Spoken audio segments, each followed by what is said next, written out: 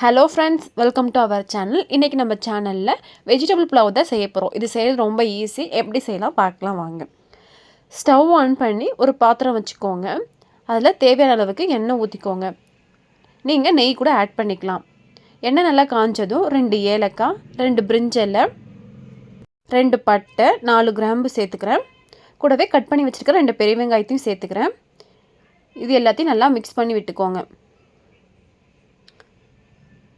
நான் 2 பச்சை மிளகாவை கீறி வச்சுருக்கேன், அதையும் இப்போ சேர்த்துக்கிறேன்.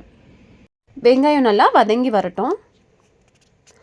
உங்களுக்கு தேவைன்னா முந்திரி பருப்பு கூட சேர்த்துக்கலாம்.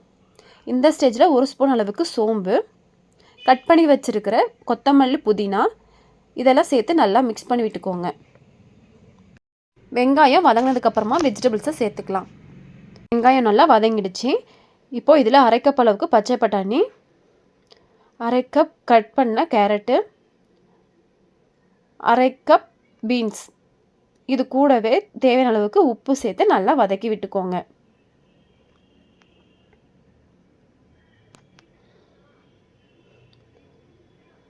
இந்த வெஜிடபிள்ஸ்லாம் எண்ணெயிலே ஒரு 5 மினிட்ஸ் நல்லா வேகட்டும். இப்போ 5 மினிட்ஸ் ஆயிடுச்சு.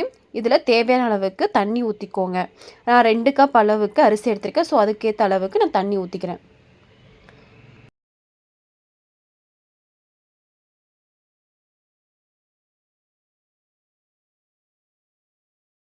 இந்த தண்ணி எல்லாமே ஒரு 2 மினிட்ஸ்க்கு நல்லா கொதிக்கணும். அப்போ தான் அந்த டேஸ்ட் நல்லாயிருக்கும். நல்லா கொதிச்சதுக்கப்புறமா நம்ம கழுவி வச்சுருக்க அரிசியில் போட்டுக்கலாம். இப்போ இதை நல்லா மிக்ஸ் பண்ணி விட்டுக்கலாம். அடுப்பை ஸ்லோ ஃப்ளேம்லேயே ஒரு 15 மினிட்ஸ்க்கு வச்சு நல்லா வேக வச்சு எடுத்துக்கோங்க.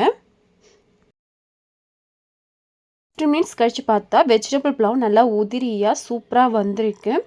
இது கூட சைடிஷ் எதுவும் இல்லாமல் அப்படியே கூட சாப்பிட்லாம்.